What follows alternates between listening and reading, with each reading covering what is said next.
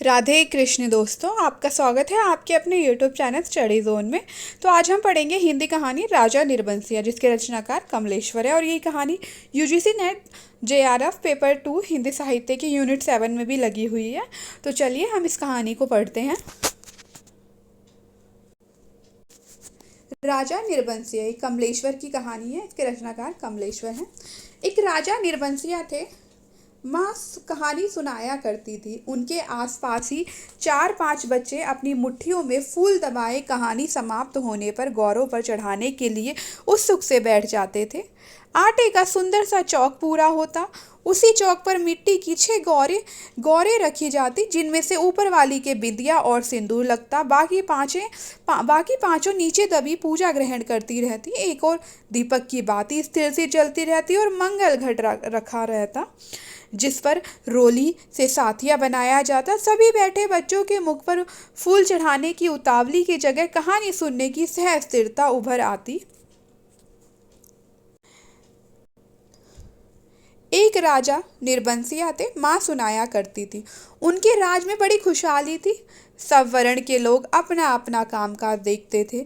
कोई दुखी नहीं दिखाई पड़ता था। राजा की एक लक्ष्मी सी रानी थी, चंद्रमा सी सुंदर और राजा को बहुत प्यारी।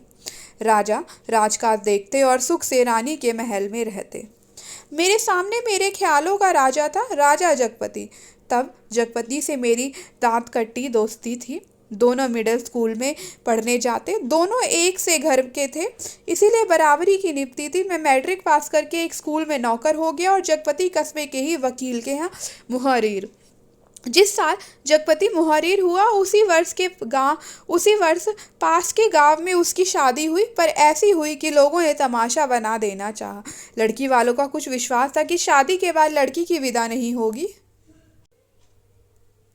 ब्याह हो जाएगा और 7वीं भावर तब पड़ेगी जब पहली विदा विदा की सायत होगी, और तभी लड़की लड़की की अपनी ससुराल जाएगी। जगपति की पत्नी थोड़ी बहुत पढ़ी लिखी थी, पर घर की लीक को कौन मेटे।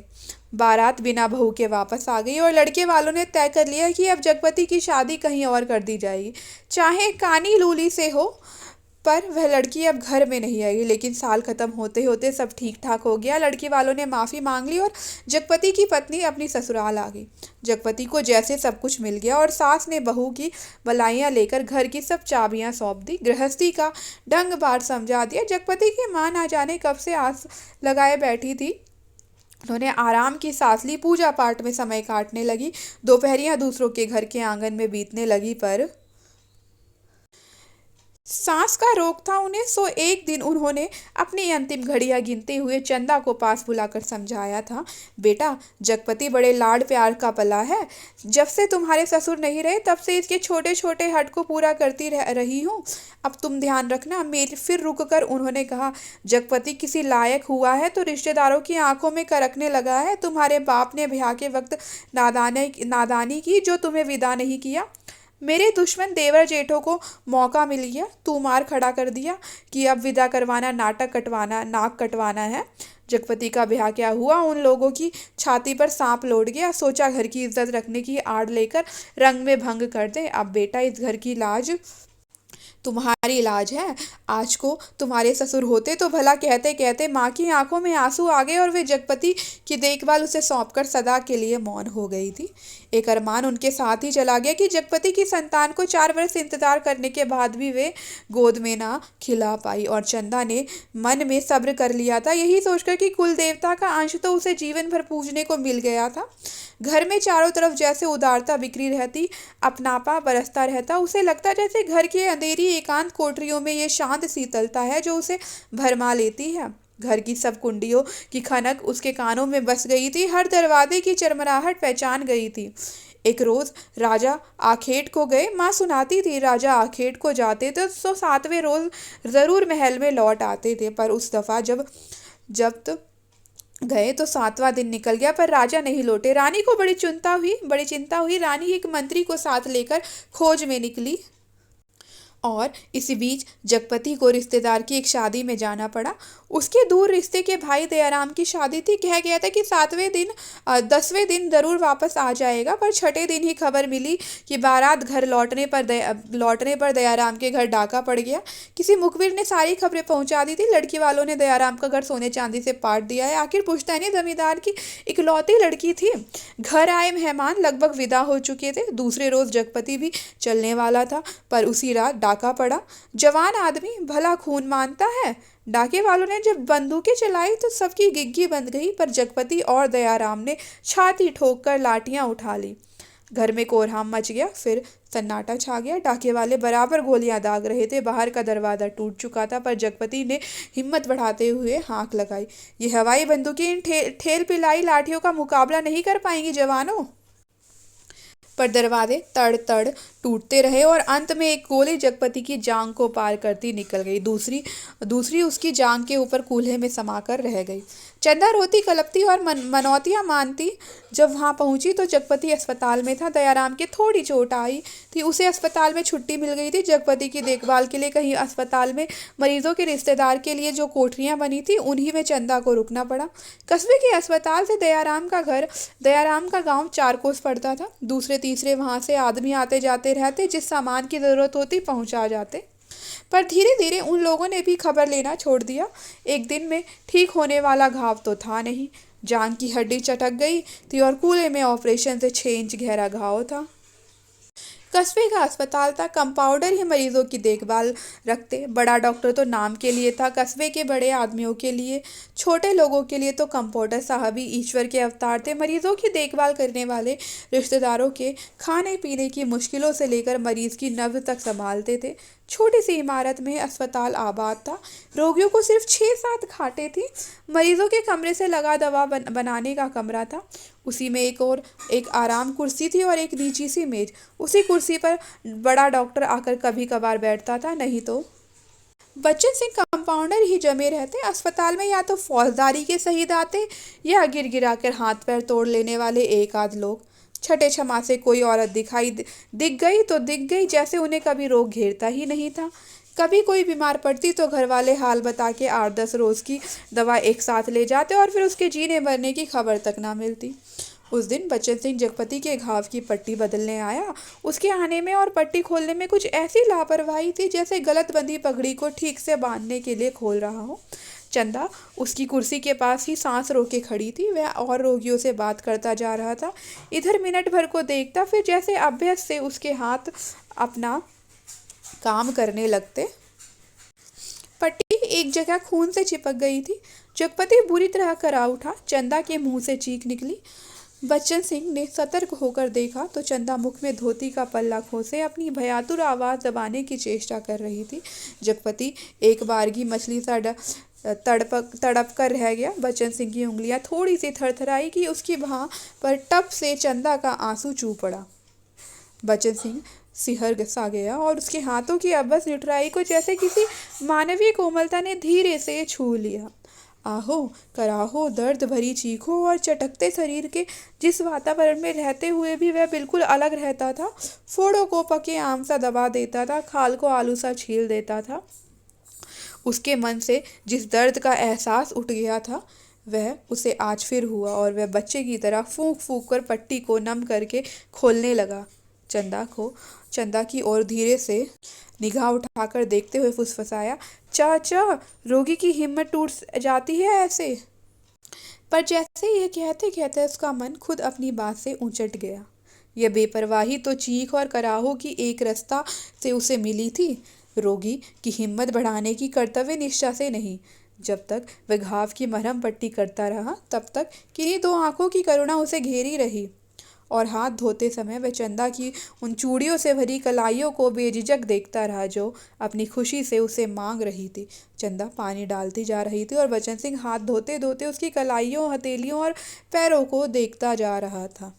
दवाखाने की ओर जाते उसने चंदा को हाथ के इशारे से बुलाकर कहा, दिल छोटा मत करना, जान का घाव तो 10 रोज में भर जाएगा, कूल्हे का घाव कुछ दिन ज़रूर लेगा। अच्छी से अच्छी दवाई दूंगा। दवाइयाँ तो ऐसी हैं कि मुर्दे को चंगा कर दें, पर हमारे अस्पताल में नहीं आती। फिर भी तो किसी दूसरे अस्पताल से नहीं आ सकती वो दवाइयाँ? चंदा ने पूछा। आ तो सकती हैं, पर मरीज को अपना पैसा खर्चना पड़ता है उनमें, बच्चन सिंह ने कहा। चंदा चुप रह गई तो बच्चन सिंह ने मुंह से अनायास ही निकल पड़ा, किसी चीज़ की ज़रूरत हो तो मुझे बताना। रही दवाइयाँ सो कहीं ना कहीं से इंतज़ाम करके ला दूंगा। महकमे से मंगवाएंगे तो आते आते आते महीनों लग जाएंगे, शहर के डॉक्टर से मंगवा दूंगा। ताकत की दवाइयों की बड़ी ज़रूरत है उन्हें। अच्छा, देखा जाएगा, कहते कहते वह रुक गया। चंदा से कृतज्ञता भरी नजरों से उसे देखा और उसे लगा जैसे आंधी में उड़ते पत्ते को कोई अटकाव मिल गया हो। आकर वह जगपति की खाट से लगकर बैठ गई। उसकी हथेली लेकर वह सहलाती रही, नाखूनों को अपने पैरों से दबाती रही। धीरे धीरे बाहर अंधेरा बढ़ चढ़ा। बच्चन सिंह तेल की एक लालटेन लाकर मरीजों के कमरे के एक कोने में रख गया। चंदा ने जगपति की कलाई दबाते दबाते धीरे से कहा, कंपाउंडर साहब कह रहे थे। और इतना कहकर वह जगपति का ध्यान आकृष्ट करने के लिए चुप हो गई। क्या कह रहे थे? जगपति ने अनमने स्वर में बोला। कुछ ताकत की दवाइयाँ तुम्हारे लिए ज़रूरी है। मैं जानता हूँ, पर देखो चंदा, चादर के बराबर ही पैर फैलाए जा सकते हैं। हमारी औकात इन दवाइयों की नहीं है। औकात आदमी की देखी जाती है, पैसे की तुम तो। देखा जाएगा, कंपाउंडर साहब इंतज़ाम कर देंगे, उनसे कहूँगी मैं। नहीं चंदा, उधार खाते से मेरा इलाज नहीं होगा, चाहे 1 के 4 दिन लग जाएं। इसमें तो तुम नहीं जानती, कर्ज कोड़ का रोग होता है। एक बार लगने से तन तो गलता ही है, मन भी रोगी हो जाता है। लेकिन कहते कहते वह रुक गई। जगपति अपनी बात की टेक रखने के लिए दूसरी ओर मुंह घुमाकर लेटा रहा। और तीसरी रोज जगपति के सिरहाने कई ताकत की दवाइयाँ रखी थी और चंदा की ठहरने वाली कोठरी में उसके लेटने के लिए खाट भी पहुंच गई थी। चंदा जब आई तो जगपति के चेहरे पर मानसिक पीड़ा की असंख्य रेखाएं उभरी थी, जैसे वह अपनी बीमारी से लड़ने के अलावा स्वयं अपनी आत्मा से भी लड़ रहा हो, चंदा की नादानी और स्नेह से भी उलझ रहा हो, और सबसे ऊपर सहायता करने वाले की दया से जूझ रहा हो। चंदा ने देखा तो यह सब सह न पाई। उसके जी में आया कि वह कह दे, क्या आज आज तक तुमने कभी किसी से उधार पैसे नहीं लिए? पर वह तो खुद तुमने लिए थे और तुम्हें मेरे सामने स्वीकार नहीं करना पड़ा था, इसीलिए लेते झिझक नहीं लगी। पर आज मेरे सामने उसे स्वीकार करते तुम्हारा झूठा पौरुष तिलमिला कर जाग पड़ा है। पर जगपति के मुख पर बिखरी हुई पीड़ा में जिस आदर्श की गहराई थी, वह चंदा के मन में चोर की तरह घुस गई और बड़ी स्वाभाविकता से उसने माथे पर हाथ फेरते हुए कहा, ये दवाइयाँ किसी की मेहरबानी नहीं है, मैंने हाथ का कड़ा बेचने को दिया था, उसी में आई है, मुझसे पूछा तक नहीं। और जगपति ने कहा, और जैसे खुद मन की कमजोरी को दबा गया। कड़ा बेचने से तो अच्छा था कि बच्चन सिंह की दया की ओढ़ ली जाती। और उसे हल्का सा पछतावा भी था कि नाहक वह रौ में बड़ी बड़ी बातें कह जाता है, ज्ञानियों की तरह सीख देता है। और जब चंदा अंधेरा होते उठकर अपनी कोठरी में सोने के लिए जाने को हुई तो कहते कहते यह बात दबा गई कि बच्चन सिंह ने उसके लिए एक खाट का इंतज़ाम भी कर दिया है। कमरे से निकली तो सीधी कोठरी में गई और हाथ का कड़ा लेकर सीधे दवाखाने की ओर चली गई, जहां बच्चन सिंह अकेला डॉक्टर की कुर्सी पर आराम से टांगे फैलाए लैंप की पीली रोशनी में लेटा था। जगपति का व्यवहार चंदा को लग गया था, और यह भी कि वह क्यों बच्चन सिंह का एहसान अभी से लाद ले। पति के लिए जेवर की कितनी औकात है। वे धड़क सी दवाखाने में घुस गई। दिन की पहचान के कारण उसे कमरे की मेज कुर्सी और दवा की अलमारी की स्थिति का अनुमान था। वैसे कमरा अंधेरा ही पड़ा था, क्योंकि लैंप की रोशनी केवल अपने वृत्त में अधिक प्रकाशवान होकर कोनों के अंधेरों को और भी घनीभूत कर रही थी। बच्चन सिंह ने चंदा को घुसते ही पहचान लिया। वह उठकर खड़ा हो गया। चंदा ने भीतर कदम तो रख दिया, पर सहसा सहम गई, जैसे वह किसी अंधेरे कुएं में अपने आप कूद पड़ी हो। ऐसा कुआं जो निरंतर पतला होता गया और जिसमें पानी की गहराई पाताल की परतों तक चली गई हो, जिसमें पड़कर वह नीचे धंसती चली जा रही हो। नीचे अंधेरा, एकांत, घुटन, पाप। बच्चन सिंह अवाक ताकता रह गया और चंदा ऐसे वापस लौट पड़ी जैसे किसी काले पिशाच के पंजों से मुक्ति मिली हो।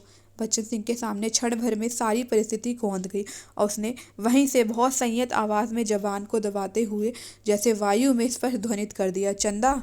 वह आवाज इतनी बेआवाज थी और निरर्थक होते हुए भी इतनी सार्थक थी कि उस खामोशी में अर्थ भर गया। चंदा रुक गई। बचन सिंह उसके पास जाकर रुक गया। सामने का घना पेड़ स्तब्ध खड़ा था। उसकी काली परछाई की परिधि जैसे एक बार फैलकर उन्हें अपने वृत्त में समेट लेती और दूसरे ही क्षण मुक्त कर देती। दवाखाने का लैंप सहसा भभक कर रुक गया और मरीजों के कमरे से एक करहा की आवाज़ दूर मैदान के छो तक जाकर डूब गई। चंदा ने वैसे ही नीचे ताकते हुए अपने संयत करते हुए कहा, यह कड़ा तुम्हें देने आई थी तो वापस क्यों चली जा रही थी? चंदा चुप, और 2 क्षण रुककर उसने अपने हाथ का सोने का कड़ा धीरे से उसकी ओर बढ़ा दिया, जैसे देने का साहस न होते हुए भी यह काम आवश्यक था। बच्चन सिंह ने उसकी सारी काया को एक बार देखते हुए अपनी आंखें उसके सिर पर जमा दी। उसके ऊपर पड़े कपड़े के पार नरम चिकनाई से भले लंबे लंबे बाल थे, जिनकी भाप सी महक फैलती जा रही थी। वह धीरे धीरे से बोला, लाओ। चंदा ने कड़ा उसकी ओर बढ़ा दिया। कड़ा हाथ में लेकर वह बोला, सुनो। चंदा ने प्रश्न भरी नजरें उसकी ओर उठा दी। उनमें झांकते हुए अपने हाथ से उसकी कलाई पकड़ते हुए उसने वह कड़ा उसकी कलाई में पहना दिया। चंदा चुपचाप कोठरी की ओर चल दी और बचन सिंह दवाखाने की ओर। कालिक बुरी तरह बढ़ गई थी और सामने खड़े पेड़ की काली परछाई गहरी पड़ गई थी। दोनों लौट गए थे और पर जैसे उस कालिक में कुछ रह गया था, छूट गया था। दवाखाने का लैंप जो जलते जलते एक बार भभका था, उसमें तेल ना रह जाने के कारण बत्ती की लौ बीच में से फट गई थी। उसके ऊपर धुएं की लकीरें बल खाती, सांप की तरह अंधेरे में विलीन हो जाती। सुबह जब चंदा जगपति के पास पहुंची और बिस्तर ठीक करने लगी तो जगपति को लगा कि चंदा बहुत उदास थी। क्षण क्षण में चंदा के मुख पर अनगिनत भाव आ जा रहे थे, जिनमें असमंजस था, पीड़ा थी और निर्हीता थी। कोई अदृश्य पाप कर चुकने के बाद हृदय की गहराई से किए गए पश्चाताप जैसी धूमिल चमक। रानी मंत्री के साथ जब निराश होकर लौटी तो देखा राजा महल में उपस्थित थे। उनकी खुशी का ठिकाना ना रहा। माँ सुनाया करती थी, पर राजा को रानी का इस तरह मंत्री के साथ जाना अच्छा नहीं लगा। रानी ने राजा को समझाया कि वह तो केवल राजा के प्रति अटूट प्रेम के कारण अपने को न रोक सकी। राजा रानी एक दूसरे को बहुत चाहते थे। दोनों के दिलों में एक बात शूल सी गढ़ती रहती कि उनके कोई संतान ना थी। राजवंश का दीपक बुझने जा रहा था। संतान के अभाव में उनका लोक परलोक बिगड़ा जा रहा था और कुल की मर्यादा नष्ट होने की शंका बढ़ती जा रही थी। दूसरे दिन बचन सिंह ने मरीजों की मरहम पट्टी करते वक्त बताया था कि उसका तबादला मैनपुरी के सदर अस्पताल में हो गया है और वह परसों यहाँ से चला जाएगा। जगपति ने सुना तो उसे भला ही लगा। आए दिन रोग घेरे रहते हैं। बचन सिंह उसके शहर के अस्पताल में पहुंचा जा रहा है तो कुछ मदद मिलती ही रहेगी। आखिर वह ठीक तो होगा ही, और फिर मैनपुरी के सिवा कहाँ जाएगा। पर दूसरे ही क्षण उसका दिल अथक भारीपन से भर गया, पता नहीं क्यों। चंदा के अस्तित्व का ध्यान आते ही उसे इस सूचना में कुछ ऐसे नुकीले कांटे दिखाई देने लगे जो उसके शरीर में किसी भी समय चुभ सकते थे, जरा सा बेखबर होने पर बींध सकते थे। और तब उसके सामने आदमी के अधिकार की लक्ष्मण रेखाएं धुएं की लकीर की तरह कांपकर मिटने लगी और मन में छुपे संदेह के राक्षस बना बादल योगी के रूप में घूमने लगा। और 15-20 रोज बाद जब जगपति की हालत सुधर गई तो चंदा उसे लेकर घर लौट आई। जगपति चलने फिरने लायक हो गया था। घर का ताला जब खोला तब रात झुक आई थी और फिर उनकी गली में तो शाम से ही अंधेरा झरना शुरू हो जाता था। पर गली में आते ही उन्हें लगा जैसे कि वनवास काटकर राजधानी लौटे हों। नुक्कड़ पर ही जमुना सुनार की कोठरी में सुरही फीक रही थी, जिसके दराजदार दरवाज़ों से लालटेन की रोशनी की लकीर झांक रही थी और कच्ची तंबाकू का धुआं रूंधी गली के मुहाने पर बुरी तरह भर गया था। सामने ही मुंशी अपनी जिंगला खटिया के गड्ढे में कुंभे के मध्यम प्रकाश में खतरा खतौनी बिछाए मिजान लगाने में मशगूल थे। जब जगपति ने घर का दरवाज़ा खड़काया तो अंधेरे में उसकी चाची ने अपने जंगले से देखा और वहीं से बैठे बैठे अपने घर के भीतर ऐलान कर दिया, राजा निर्बंसिया अस्पताल से लौट कर आए, कुलमा भी आई है। ये शब्द सुनकर घर के अंधेरे बरोठे में घुसते ही जगपति हाँफ कर बैठ गया। झुंझलाकर चंदा से बोला, अंधेरे में क्या मेरे हाथ पैर तुड़वाओगी? भीतर जाकर लालटेन जला लाओ ना। तेल नहीं होगा इस वक्त, जरा ऐसे ही काम, तुम्हारे कभी कुछ नहीं होगा, ना तेल ना। कहते कहते जगपति एकदम चुप रह गया। चंदा को लगा कि आज पहली बार जगपति ने उसके व्यर्थ मातृत्व पर इतनी गहरी चोट रख दी, जिसकी गहराई की उसने कभी कल्पना नहीं की थी। दोनों खामोश बिना एक बात किए अंदर चले गए। रात के बढ़ते सन्नाटे में दोनों के सामने दो बातें थी। जगपति के कानों में जैसे कोई व्यंग्य से कह रहा था, राजा निर्बंसिया अस्पताल से आ गए। और चंदा के दिल में यह बात चुभ रही थी, तुम्हारे कभी कुछ नहीं होगा। और सिसकती सिसकती चंदा ना जाने कब सो गई, पर जगपति की आंखों में नींद ना आई। खाट पर पड़े पड़े उसके चारों ओर एक मोहक भयावना सा जाल फैल गया। लेटे लेटे उसे लगा जैसे उसे उसका स्वयं का आकार बहुत क्षीण होता होता बिंदु सा रह गया। पर बिंदु के हाथ थे, पैर थे और दिल की धड़कन भी। कोठरी का घुटा घुटा सा अंधियारा, मटमैली दीवारें और गहन गुफाओं सी अलमारियां, जिनमें से बार बार झांक कर देखता था और वह सिहे उठता था। फिर जैसे सब कुछ तब्दील हो गया हो। उसे लगा कि उसका आकार बढ़ता जा रहा है, बढ़ता जा रहा है। वह मनुष्य हुआ, लंबा तगड़ा तंदुरुस्त पुरुष हुआ। उसकी शिराओं में कुछ फूट पड़ने के लिए व्याकुलता से खौल उठा। उसके हाथ शरीर के अनुपात से बड़े, बहुत बड़े, डरावने और भयानक हो गए। उनके लंबे लंबे नाखून निकल आए। वह राक्षस हुआ, दैत्य हुआ, आदिम बर्बर। और बड़ी तेजी से सारा कमरा एक बारगी चक्कर काट गया। फिर सब धीरे धीरे स्थिर होने लगा और उसकी सांसें ठीक होती जान पड़ी। फिर जैसे बहुत कोशिश करने पर घिघी बन जाने के बाद उसकी आवाज़ फूटी, चंदा। चंदा की नरम सांसों की हल्की सरसराहट कमरे में जान डालने लगी। जगपति अपनी पाटी का सहारा लेकर झुका। कांपते पैर उसने जमीन पर रखे और चंदा की खाट के पाए से सिर टिकाकर बैठ गया। उसे लगा जैसे चंदा की इन सांसों की आवाज में जीवन का संगीत गूंज रहा है। वह उठा और चंदा के मुख पर झुक गया। उस अंधेरे में आंखें गड़ाए गड़ाए जैसे बहुत देर बाद स्वयं चंदा के मुख पर आभा फूटकर अपने आप बिखरने लगी। उसके नक्श उज्जवल हो उठे और जगपति की आंखों को ज्योति मिल गई। वह मुग्ध सा ताकता रहा। चंदा के बिखरे बाल, जिनमें हाल के जन्मे बच्चे के गबुआरे बालों की सी महक, दूध की कचाइंद, शरीर के रस की सी मिठास और स्नेह सी चिकनाहट, और वह माथा जिस पर बालों के पास तमाम छोटे छोटे नरम नरम नरम से रोए रेशम से, और उस पर भी कभी लगाई गई सेंदूर की बिंदी का हल्का मिटा हुआ सा आभा, नन्हे नन्हे निर्द्वंद सोए पलक और उनकी मासूम सी कांटों की तरह बरौनियां, और सांस में घुलकर आती हुई वह आत्मा की निष्कपट आवाज़ की लय, फूल की पंखुड़ी से पतले पतले ओंठ, उन पर पड़ा अछूता रखिए जिनमें सिर्फ दूध सी महक। उसकी आंखों के सामने ममता सी छा गई, केवल ममता, और उसके मुख से अस्फुष्ट शब्द निकल गया, बच्ची। डरते डरते उसके बालों की एक लट को बड़े जतन से उसने हथेली पर रखा और उंगली से उस पर जैसे लकीरें खींचने लगा। उसे लगा जैसे कोई शिशु उसके अंक में आने के लिए छटपटा कर निराश होकर सो गया। उसने दोनों हथेलियों को पसार कर उसके सिर को अपनी सीमा में भर लेना चाहा कि कठोर चीज उसकी उंगलियों से टकराई। वह जैसे होश में आया।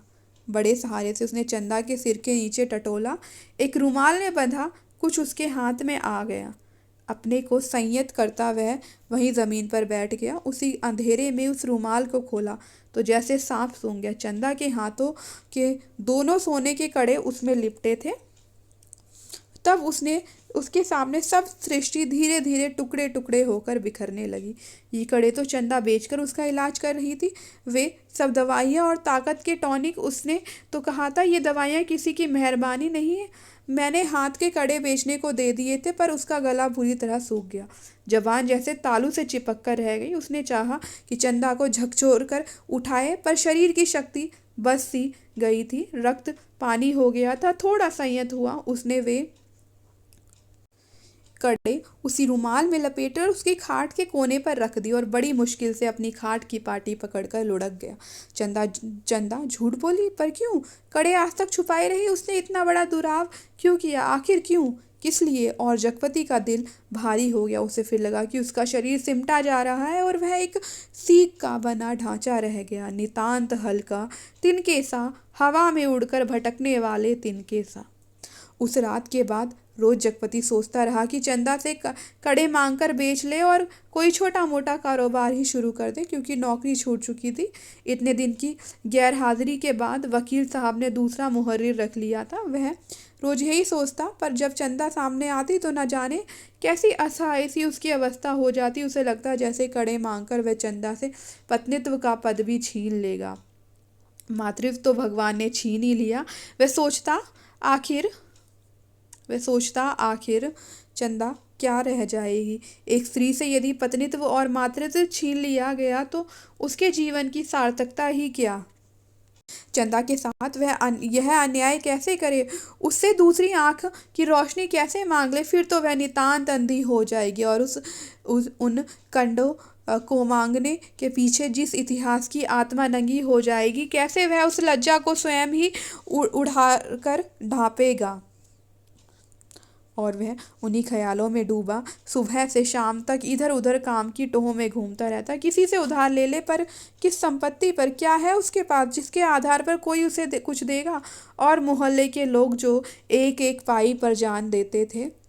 कोई चीज़ खरीदते वक्त भाव में एक पैसा कम मिलने पर मीलों पैदल जाकर एक पैसा बचाते हैं। एक पैसे की मसाले की पुड़िया बंधवाकर 11 मर्तबा पैसों का हिसाब जोड़कर एक आध पैसा उधार कर मिन्नतें करते सौदा घर लाते हैं। गली में कोई खोचे वाला फंस गया तो 2 पैसे की चीज़ को लड़ झगड़ कर 4 दाने ज़्यादा पाने की नीयत से 2 जगह बंधवाते हैं। भाव से ज़रा से फ़र्क पर घंटों बहस करते हैं। शाम को सड़ी गली तरकारियों को किफ़ायत के कारण लाते हैं। ऐसे लोगों से किस मुँह से मांगकर उनकी गरीबी के एहसास पर ठोकर लगाए।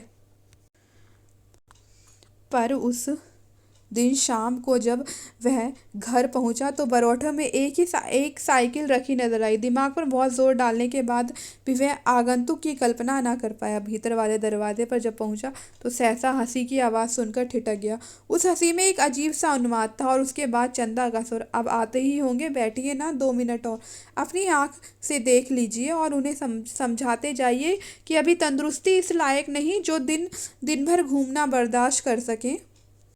हाँ भाई, कमजोरी इतनी जल्दी नहीं मिट सकती। ख्याल नहीं करेंगे तो नुकसान उठाएंगे। कोई पुरुष स्वर था यह। जगपति असमंजस में पड़ गया। वह एकदम भीतर घुस जाए इसमें क्या हर्ज है। पर जब उसने पैर उठाए तो वे बाहर जा रहे थे। बाहर बरोठे में साइकिल को पकड़ते ही उसे सूझ आई। वहीं से जैसे अनजान बनता बड़े प्रयत्न से आवाज़ को खोलता चिल्लाया, अरे चंदा, ये साइकिल किसकी है? कौन मेहरबान? चंदा उसकी आवाज़ सुनकर कमरे से बाहर निकलकर जैसे खुशखबरी सुना रही थी। अपने कंपाउंडर साहब आए हैं, खोजते खोजते आज घर का पता है पाए हैं, तुम्हारे इंतज़ार में बैठे हैं। कौन? बच्चन सिंह? अच्छा अच्छा, वही तो मैं कहूँ, भला कौन? कहता जगपति पास पहुंचा और बातों में इस तरह उलझ गया जैसे सारी परिस्थिति उसने स्वीकार कर ली हो। बच्चन सिंह जब फिर आने की बात कहकर चला गया तो चंदा ने बहुत अपनेपन से जगपति के सामने बात शुरू की। जाने कैसे कैसे आदमी होते हैं। क्यों, क्या हुआ? कैसे होते हैं आदमी? जगपति ने पूछा। इतनी छोटी जान पहचान में तुम मर्दों के घर में ना रहते घुस कर बैठ सकते हो? तुम तो उल्टे पैरों लौट आओगे। चंदा कहकर जगपति के मुख पर कुछ इच्छित प्रतिक्रिया देख सकने के लिए गहरी निगाहों से ताकने लगी। जगपति ने चंदा की ओर ऐसे देखा जैसे यह बात भी कहने की या पूछने की है। फिर बोला, बच्चन सिंह अपनी तरह का आदमी है, अपनी तरह का अकेला होगा। पर कहते कहते चंदा रुक गई। आड़े वक्त काम आने वाला आदमी है, लेकिन उससे फ़ायदा उठा सकना जितना आसान है उतना, मेरा मतलब है कि जिससे कुछ लिया जाएगा उसे दिया भी जाएगा। जगपति ने आंखें दीवार पर गड़ाए हुए कहा और चंदा उठकर चली गई। उस दिन के बाद बच्चन सिंह लगभग रोज ही आने जाने लगा। जगपति उसके साथ इधर उधर घूमता भी रहता। बच्चन सिंह के साथ जब तक रहता, अजीब सी घुटन उसके दिल को बांध लेती और तभी जीवन की तमाम विषमताएं भी उसकी निगाहों के सामने उभरने लगती। आखिर वह स्वयं एक आदमी है, बेकार ही है माना कि उसके सामने पेट पालने की कोई इतनी विकराल समस्या नहीं। वह भूखों नहीं मर रहा, जाड़े में कांप नहीं रहा, पर उसके 2 हाथ पैर हैं, शरीर का पिंजरा है, कुछ मांगता है कुछ, और वह सोचता है यह कुछ क्या है? सुख? शायद, हाँ शायद नहीं। वह तो दुख में भी जी सकने का आदी है, अभावों में जीवित रह सकने वाला आश्चर्यजनक कीड़ा है। तो फिर वासना? शायद हाँ शायद नहीं। चंदा का शरीर लेकर उसने उस क्षणिकता को भी देखा है। तो फिर धन? शायद हाँ, शायद नहीं। उसने धन के लिए अपने को खपाया है, पर वह भी तो भी उस अदृश्य प्यास को बुझा नहीं पाया। तो फिर क्या?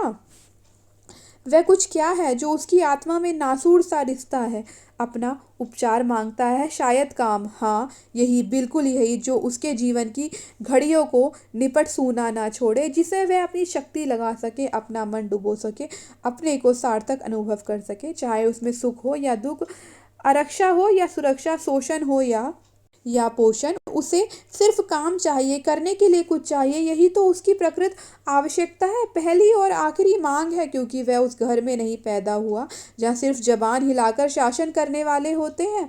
वह उस घर में भी नहीं पैदा हुआ जहाँ सिर्फ मांग कर जीने वाले होते हैं। वह उस घर का है जो सिर्फ काम करना जानता है, काम ही जिसकी आस है, सिर्फ वह काम चाहता है, काम। और एक दिन उसकी काम धाम की समस्या भी हल हो गई। तालाब वाले ऊंचे मैदान के दक्षिण ओर जगपति की लकड़ी की टाल खुल गई, बोर्ड तक टंग गया। टाल की जमीन पर लक्ष्मी पूजन भी हो गया और हवन भी हुआ। लकड़ी को कोई कमी नहीं थी। गांव से आने वाली गाड़ियों को इस कारोबार में पैरे हुए आदमियों की मदद से मोल तोल करवा के वहां गिरवा दिया गया।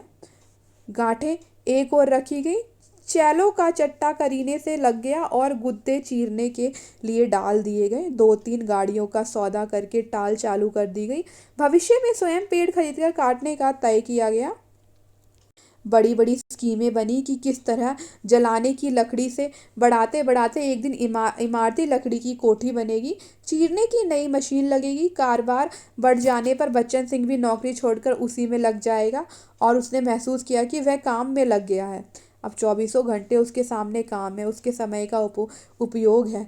दिन भर में वह 1 घंटे के लिए किसी का मित्र हो सकता है, कुछ देर के लिए वह पति हो सकता है, पर बाकी समय, दिन और रात के बाकी घंटे, उन घंटों के अभाव को सिर्फ उसका अपना काम ही भर सकता है। और अब वह कामदार था। वह कामदार तो था, लेकिन जब टाल की उस ऊंची जमीन पर पड़े छप्पर के नीचे तख्त पर वह गल्ला रखकर बैठता, सामने लगी लकड़ियों के ढेर, कटे हुए पेड़ के तने, जड़ों को लुढ़का हुआ देखता, तो एक निरीहता बरबस उसके दिल को बांधने लगती। उसे लगता एक व्यर्थ पिशाच का शरीर टुकड़े टुकड़े करके उसके सामने डाल दिया गया है। फिर इन पर कुल्हाड़ी चलेगी, इनके रेशे रेशे अलग हो जाएंगे, और तब इनकी ठठरियों को सुखाकर किसी पैसे वाले के हाथ पर तौलकर बेच दिया जाएगा। तब उसकी निगाहें सामने खड़े ताड़ पर अटक जाती, जिसके बड़े बड़े पत्तों पर सुर्ख गर्दन वाले गिद्ध पर फड़फड़ाकर देर तक खामोश बैठे रहते। ताड़ का काला गडरेदार तना और उसके सामने ठहरी हुई वायु में निस्सहाय कांपती भारी नीम की पत्तियां चकराती झड़ती रहती। धूल भरी धरती पर लकड़ी की गाड़ियों के पहियों की पड़ी हुई लीक धुंधली सी चमक उठती, और बगल वाले मूंगफली के पेंच की एक रस खरखराती आवाज कानों में भरने लगती। बगल वाली कच्ची पगडंडी से कोई गुजरकर टीले के ढलान से तालाब की निचाई में उतर जाता, जिसके गंदले पानी में कूड़ा तैरता रहता, और सूअर कीचड़ में मुंह डालकर उस कूड़े को रौंदते दोपहर सिमटती और शाम की धुंध छाने लगती, तो वह लालटेन जलाकर छप्पर के खंभे की कील में टांग देता, और उसके थोड़ी ही देर बाद अस्पताल वाली सड़क से बच्चन सिंह एक काले धब्बे की तरह आता दिखाई पड़ता।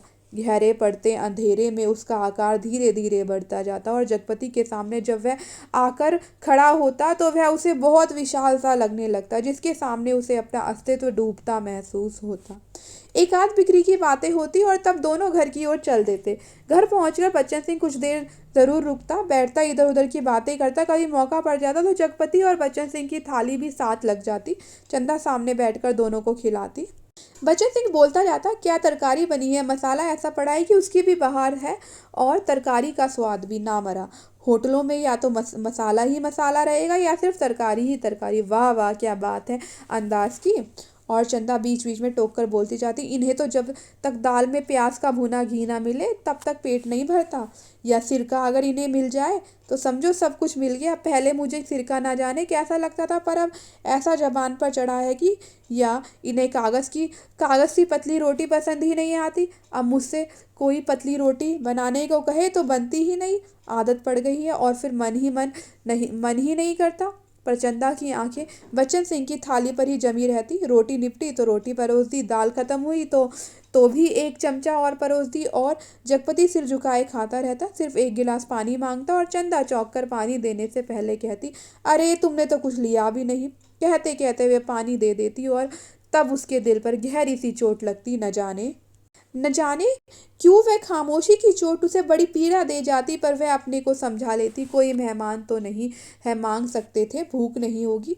जगपति खाना खाकर टाल पर लेटने चला जाता, क्योंकि अभी तक कोई चौकीदार नहीं मिला था। छप्पर के नीचे तख्त पर जब वह लेटता तो अनायास ही उसका दिल भर भर आता। पता नहीं कौन कौन से दर्द एक दूसरे से मिलकर तरह तरह की टीस, चटक और ऐंठन पैदा करने लगते। कोई एक रग दुखती तो वह सहलाता भी। जब सभी नसें चटकती हो तो कहाँ कहाँ राहत का अकेला हाथ सहलाए। लेटे लेटे उसकी निगाह ताड़ के उस ओर बनी पुख्ता कब्र पर जम जाती, जिसके सिरहाने कटीला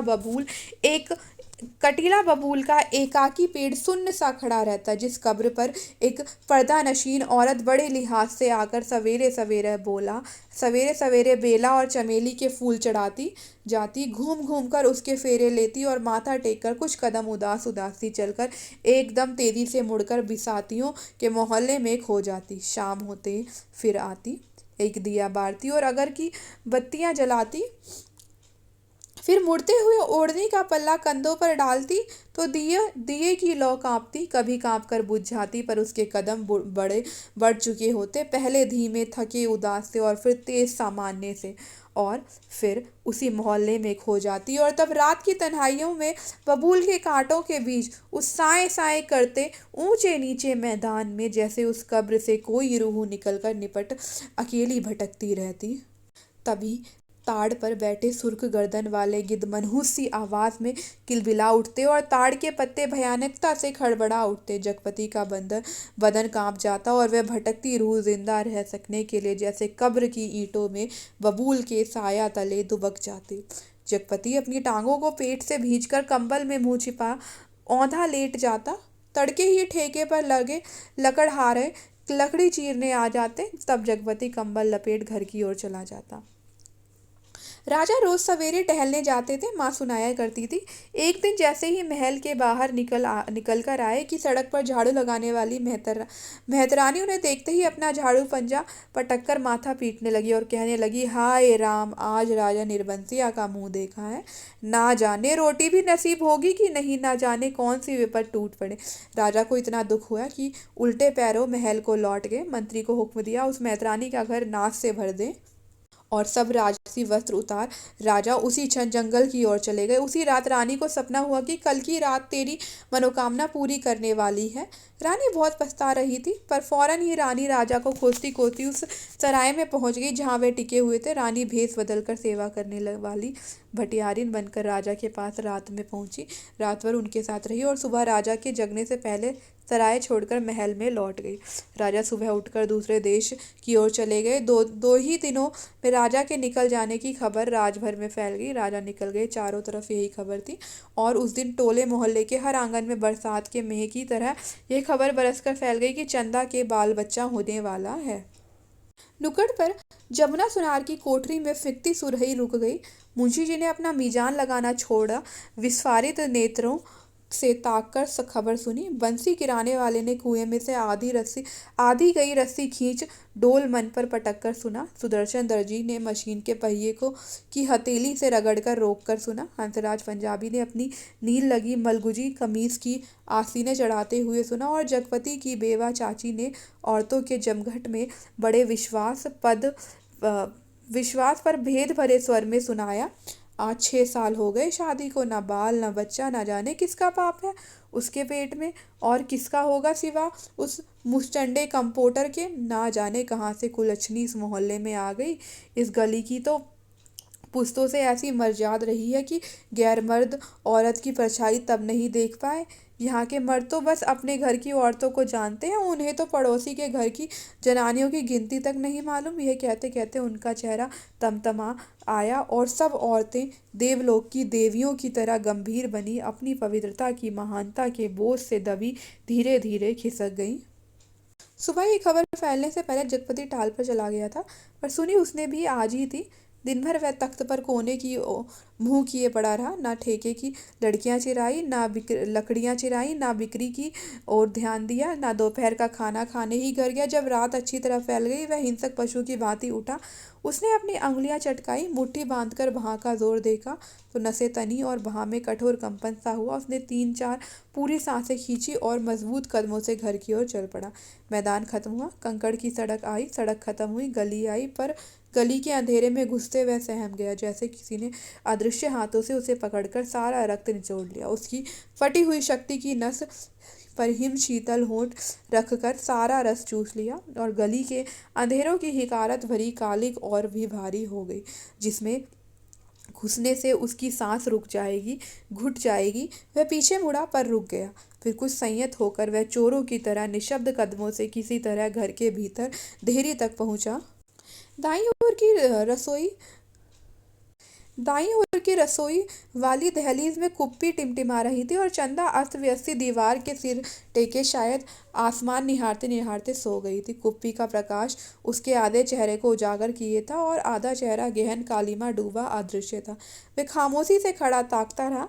चंदा के चेहरे पर नारित्व की प्रौढ़ता आज उसे दिखाई दी। चेहरे की सारी कमनीयता न जाने कहाँ खो गई थी, उसका अछूतापन न जाने कहाँ लुप्त हो गया था। फूला फूला मुख जैसे टहनी से तोड़े फूल को पानी में डालकर ताज़ा किया गया। उसकी पंखुड़ियाँ टूटन में सुरमई रेखाएं पड़ गई हों, पर भीगने से भारीपन आ गया हो। उसके खुले पैर उसकी निगाह पड़ी तो सूजा सा लगा, एड़ियां भरी सूजी सी और नाखूनों के पास अजब सा सूखापन। जगपति का दिल एक बार मसोस उठा। उसने चाहा कि बढ़कर उसे उठा ले, अपने हाथों से उसका पूरा शरीर छू छू कर सारा कलुष पोंछ दे, उसे अपनी सांसों की अग्नि में तपाकर एक बार फिर पवित्र कर ले और उसकी आंखों की गहराई में झांक कर कहे, देवलोक से किस शापवश निर्वासित हो तुम इधर आ गई चंदा, ये शाप तो अमिट था। तभी चंदा ने हड़बड़ाकर आंखें खोली। जगपति को सामने देख उसे लगा कि वह एकदम नंगी हो गई हो। अतिशय लज्जित हो उसने अपने पैर समेट लिए, घुटनों से धोती नीचे सरकाई और बहुत संयत सी उठकर रसोई के अंधेरे में खो गई। जगपति एकदम हताश हो वहीं कमरे की देहरी पर चौखट से सिर टिका बैठ गया। नजर कमरे में गई तो लगा कि पराये स्वर यहाँ गूंज रहे हैं, जिनमें चंदा का भी एक है। एक तरफ के घर के कोने से अंधेरा सैलाब की तरह बढ़ता आ रहा था। एक अजीब निस्तब्धता, असमंजस गति पर पथभ्रष्ट, शक्ल पर आकारहीन। खाना खा लेते, चंदा का सुर कानों में पड़ा। वह अनजाने ऐसे उठा जैसे तैयार बैठा हो। उसकी बात की आज तक उसने अवज्ञा ना की थी। खाने तो बैठ गया पर कौर नीचे नहीं सरक रहा था। तभी चंदा ने बड़े सधे शब्दों में कहा, कल मैं गांव जाना चाहती हूँ। जैसे वह सूचना से परिचित था। बोला, अच्छा। चंदा फिर बोली, मैंने बहुत पहले घर चिट्ठी डाल दी थी, भैया कल लेने आ रहे हैं। तो ठीक है, जगपति वैसे ही डूबा डूबा बोला। चंदा का बांध टूट गया और वह वहीं घुटनों में मुंह दबाकर कातर सी फवक फवक कर रो पड़ी। ना उठ सकी, ना हिल सकी। जगपति क्षण भर को विचलित हुआ, पर जैसे जम जाने के लिए उसके ओठ फड़के और क्रोध से ज्वालामुखी को जबरन दबाते हुए भी वह फूट पड़ा। यह सब मुझे क्या दिखा रही है? बेशरम, बेगैरत। उस वक्त नहीं सोचा था जब मेरी लाश तले? तब की बात झूठ है। सिसकियों के बीच चंदा का सर फूटा। लेकिन जब तुमने मुझे बेच दिया। एक भरपूर हाथ चंदा की कनपटी पर आग सुलगाता पड़ा। जगपति अपनी हथेली दूसरी से दबाता खाना छोड़ कोठरी में घुस गया और रात भर कुंडी चढ़ाए उसी कालिक में घुटता रहा। दूसरे दिन चंदा घर छोड़ अपने गांव चली गई। जगपति पूरा दिन और रात ताल पर ही काट देता, उसी वीराने में, तालाब के बगल, कब्र बबूल और ताड़ के पड़ोस में। पर मन मुर्दा हो गया था। जबरदस्ती वह अपने को वहीं रोके रहता। उसका दिल होता कहीं निकल जाए, पर ऐसी कमजोरी उसके तन और मन को खोखला कर गई थी। चाहने पर भी वह जाना पाता, हिकारत भरी नजरें सहता, पर वह वहीं पड़ा रहता। काफी दिनों बाद जब नहीं रह गया तो एक दिन जगपति घर पर ताला लगा नजदीक के गांव में लकड़ी काटने चला गया। उसे लग रहा था कि अब वह पंगु हो गया है, बिल्कुल लंगड़ा, एक रेंगता कीड़ा जिसके ना आँख है, न कान है, न मन है, न इच्छा। वह इस बाग में पहुंच गया जहां खरीदे पेड़ कटने थे। दो आरे वालों ने पतले पेड़ के तने पर आरा रखा और कर कर का आभास शोर हो गया। दूसरे पेड़ पर बनने और शकुरे की कुल्हाड़ी बज उठी और गांव से दूर उस बाग में एक लयपूर्ण शोर शुरू हो गया। जड़ पर कुल्हाड़ी पड़ती तो पूरा पेड़ थर्रा जाता। करीब के खेत की मेड़ पर बैठे जगपति का शरीर भी जैसे कांप कांप उठता। चंदा ने कहा, लेकिन जब तुमने मुझे बेच दिया, क्या वह ठीक कहती थी? क्या बच्चन सिंह ने टाल के लिए जो रुपए दिए थे उसका ब्याज इधर चुकता हुआ? क्या सिर्फ वही रुपए आग बन गए जिसकी आंच में उसकी सहनशीलता, विश्वास और आदर्श मोम से पिघल गए? शकुरे, बाग से लगे दड़े पर किसी ने आवाज लगाई। शकुरे ने कुल्हाड़ी रोककर वहीं से हाँक लगाई। कोने के खेत से लीक बनी, जरा मेड़ मारकर नंगा ला गाड़ी। जगपति का ध्यान भंग हुआ। उसने मुड़कर दड़े पर आंखें गड़ाई। दो भैंसा गाड़ियां लकड़ी भरने के लिए आ पहुंची थी। शकूरे ने जगपति के पास आकर कहा, एक गाड़ी का भुर्त तो हो गया, बल्कि डेढ़ का। अब इस पतरिया पेड़ को ना छाट दे। जगपति ने उस पेड़ की ओर देखा जिसे काटने के लिए शकूरे ने इशारा किया था। पेड़ की शाखा हरी पत्तियों से भरी थी। वह बोला, अरे ये तो हरा है, अभी इसे छोड़ दो। हरा होने से क्या उखड़ तो गया है? ना फूल का ना फल का, अब कौन इसमें फल फूल आएंगे? 4 दिन में पत्ती झुरा जाएंगी। शकूरे ने पेड़ की ओर देखते हुए उस्तादी अंदाज से कहा, जैसा ठीक समझो तुम। जगपति ने कहा और उठकर मेड़ पक्के कुएं पर पानी पीने चला गया। दोपहर ढलते गाड़ियां भरकर तैयार हुई, शहर की ओर रवाना हो गई। जगपति को उनके साथ आना पड़ा। गाड़ियां लकड़ी से लदी शहर की ओर चली जा रही थी और जगपति गर्दन झुकाए कच्ची सड़क की धूल में डूबा भारी कदमों से धीरे धीरे उन्हें बस्ती घंटियों के साथ निर्जीव सा बढ़ता जा रहा था। कई बरस बाद राजा परदेश से बहुत सा धन कमाकर गाड़ी में लादकर अपने देश की ओर लौटे। माँ सुनाया करती थी, राजा की गाड़ी का पहिया महल से कुछ दूर पतेल की झाड़ी में उलझ गया। हर तरह कोशिश की पर पहिया ना निकला। तब एक पंडित ने बताया कि संकट के दिन का जन्मा बालक अगर अपने घर की सुपारी लाकर इसमें छुपा दे तो पहिया निकल जाएगा। वहीं दो बालक खेल रहे थे। उन्होंने यह सुना तो कूद कर पहुंचे और कहने लगे कि हमारी पैदाइश सकट की है, पर सुपारी तब लाएंगे जब तुम आधा धन देने का वादा करो। राजा ने बात मान ली। बालक दौड़े दौड़े घर गए, सुपारी लाकर छुआ दी, फिर घर का रास्ता बताते आगे आगे चले। आखिर गाड़ी महल के सामने उन्होंने रोक ली। राजा को बड़ा अचरज हुआ कि हमारे महल में ये दो बालक कहाँ से आ गए। भीतर पहुंचे तो रानी खुशी से बेहाल हो गई। पर राजा ने पहले उन बालकों के बारे में पूछा तो रानी ने कहा कि ये दोनों बालक उन्हीं के राजकुमार हैं। राजा को विश्वास नहीं हुआ। रानी बहुत दुखी हुई। गाड़ियां जब टाल पर आकर लगी और जगपति तख्त पर हाथ पैर ढीले करके बैठ गया तो पगडंडी से गुजरते मुंशी जी ने उसके पास आकर बताया, अभी उस दिन वसूली में तुम्हारी ससुराल के नज़दीक एक गांव में जाना हुआ तो पता लगा कि 15-20 दिन हुए चंदा के लड़का हुआ है। और फिर जिसे मोहल्ले में सुनी सुनाई बातों पर पर्दा डालते हुए बोले, भगवान के राज में देर है अंधेर नहीं जगपति भैया। जगपति ने सुना तो पहले उसने गहरी नज़रों से मुंशी को ताका, पर वह उनके तीर का निशाना ठीक नहीं खोज पाया। पर सब कुछ सहन करते हुए बोला, देर और अंधेर दोनों है। अंधेर तो सरासर है, तितरिया चरित्र है सब। बड़े बड़े हार गए। कहते कहते मुंशी जी रुक गए, पर कुछ इस तरह जैसे कोई बड़ी वेद बड़ी बात है जिसे उनकी गोल होती हुई आंखें समझा देंगी। जगपति मुंशी जी की तरफ ताकता रह गया। मिनट भर मनहूस सा मौन छाया रहा। उसे तोड़ते हुए मुंशी जी बड़ी दर्द भरी आवाज में बोले, सुन तो लिया होगा तुमने क्या कहने को जगपति कह गया। पर उसे लगा कि अभी मुंशी जी उस गांव में फैली बातों को ही बड़ी बेदर्दी से कह डालेंगे। उसने नाहक पूछा।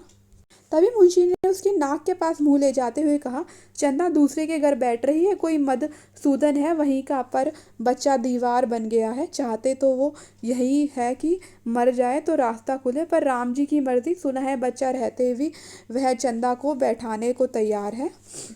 जगपति की सांस गले में अटक कर रह गई। बस आंखें मुंशी जी के चेहरे पर पथराई सी जड़ी थी। मुंशी जी बोले, अदालत से बच्चा तुम्हें मिल सकता है, अब काहे का शर्म हिले हाथ? अपना कहकर किस मुंह से मांगू बाबा?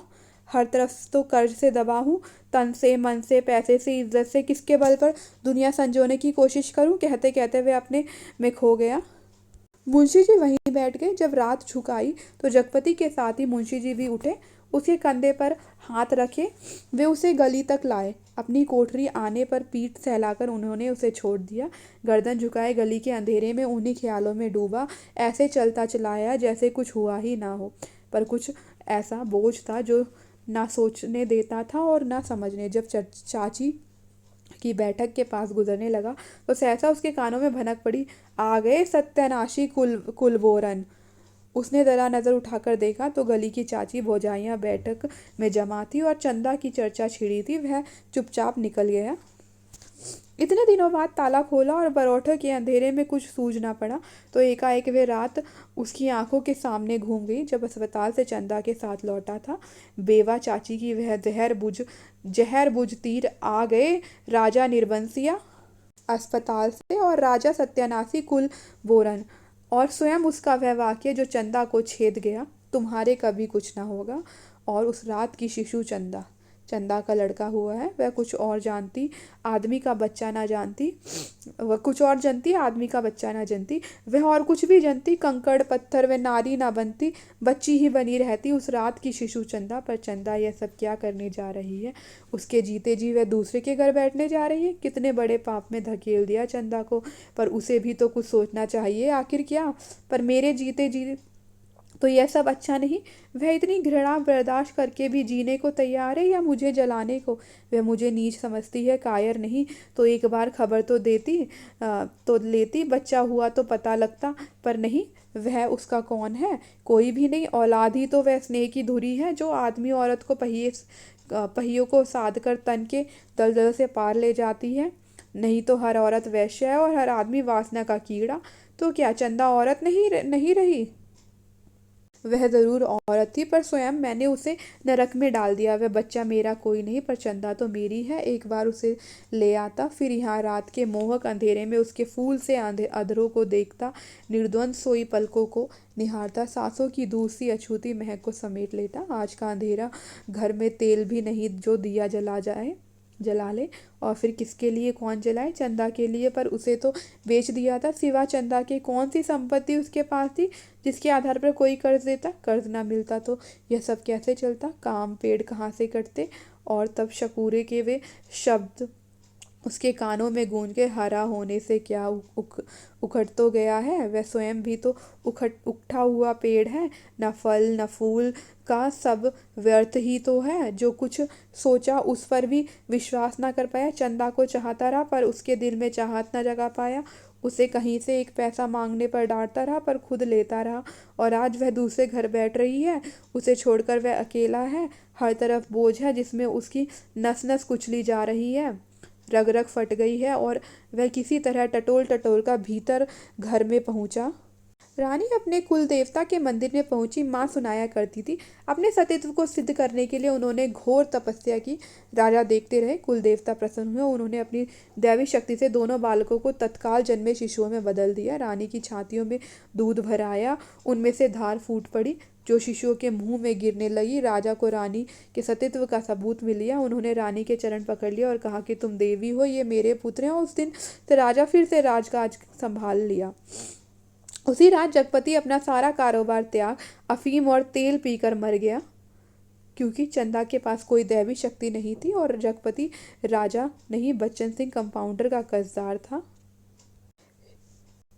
शक्ति नहीं थी शक्ति नहीं थी और जगपति राजा नहीं, बच्चन सिंह कंपाउंडर का कर्जदार था। राजा ने दो बातें की, माँ सुनाती थी। एक तो रानी के नाम से उन्होंने बहुत बड़ा मंदिर बनवाया और दूसरे राज के नए सिक्कों पर राजकुमार का नाम खुदवाकर चालू किया, जिससे राजभर में अपने उत्तराधिकारी की खबर हो जाए। जगपति ने मरते वक्त दो पर्चे छोड़े, एक चंदा के नाम, दूसरा कानून के नाम।